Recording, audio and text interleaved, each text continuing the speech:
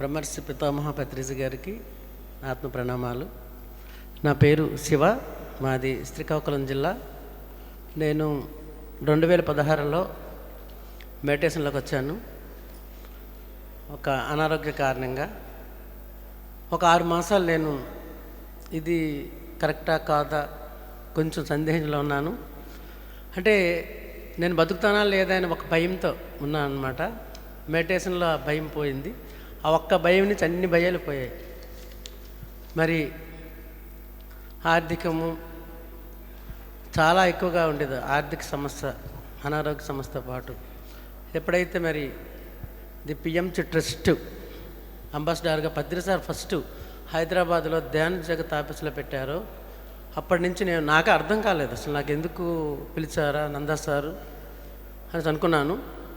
ఆ తర్వాత ఎప్పుడైతే నేను ఈ అంబాసిడర్గా అందరికీ చెప్పడం చేయడం, మరి ప్రతిదానికి ఇంతవరకు నేను దేనికి మిస్ అవ్వలేదు.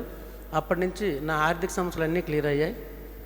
మీకు అందరికీ మనం కూడా చాలా విషయాలు నమ్మాలి, ఏం చేస్తే ఏమొస్తాయని. యాక్చువల్గా నేను ఒక ఆర్ఎంపీ డాక్టర్గా నేను చేసేవాడును 25 ఇయర్స్ నుంచి. మరి నాకు అన్ని పరిస్థితులు ధ్యానంలోకి వచ్చాక బాగున్న తర్వాత నేను ప్రాక్టీస్ చేద్దాం అనుకున్నాను. చాలాసార్లు ప్రాక్టీస్ చేస్తే నాకు కనీసం ఒక 60-70 వేలు నెలకు వస్తాయి. కానీ ఎప్పుడు ప్రాక్టీస్ స్టెథోస్కోప్ పెట్టుకొని కూర్చున్నా నాకు ఏమనిపిస్తుందంటే, ఈ వైద్యం ఎవరైనా చేస్తారు, ఈ శరీరం మీదకి ఎవరైనా మందులు వేస్తారు, నేనే వేసినా కొంతకాలం ఆపుతాయి మందులు, కానీ వాళ్ళకి పూర్తిగా జ్ఞానం రాదు, కర్మల వల్ల వస్తున్నాయి. డాక్టర్కి ఈ యొక్క రోగాలకి ఏం సంబంధం, చేసిన పాపాలకి రోగానికి సంబంధం కదనే విషయం ఎప్పుడు నాకు అది వెంటాడుతూ ఉండడం వల్ల దాన్ని నేను పక్కన పెట్టాను. తర్వాత నాకు మా ఆవిడ అంగన్వాడీ చేస్తుంటుంది అనమాట. నెలకి 10,500 వస్తాయి మాస్టర్స్. అందులో పిఎంసి అంబాసిడర్గా ప్రతి నెల 7వ తారీఖున 1000 రూపాయలు కట్ అవుతుంది. నెక్స్ట్ పీపీజే పత్రిజీ పిరమిడ్ జగత్ అని శోభా మేడం గారు పెట్టారు, దానికి 500 కట్ అవుతుంది. మా ఆదాయం అదే. అంటే ఎంత కట్ అయింది? 10,500లో 1,500 కట్ అయితే ఇంకెంత ఉంటుంది?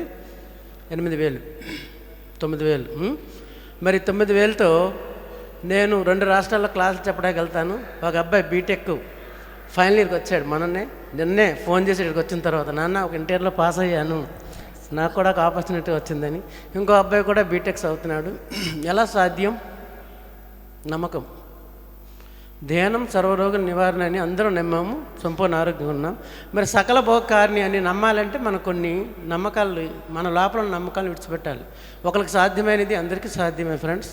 కనుక ఆ విధంగా ఏమనుకుంటే అవే జరుగుతున్నాయి కదా. ఒక 20 సెంట్లో ఒక పిరమిడ్ కావాలి, వచ్చిన వాళ్ళందరికీ అక్కడ మరి మంచి ఆహారాన్ని పెట్టి ఆత్మజ్ఞానాన్ని నేర్పాలి, భగవద్గీతను చెప్పాలని సంకల్పించుకుంటే అది జరిగిపోయింది. అన్నీ జరుగుతున్నాయి.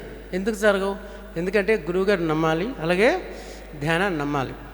భగవద్గీతలో ఒక శ్లోకం ఉంటుంది, 4వ అధ్యాయం 40లో, అజ్ఞచ్చ శ్రద్ధానచ్చ వినాశాత్మ ప్రణశ్యతి నాయం లోకోస్తున్నపురో నా సుఖం సంశయాత్మన.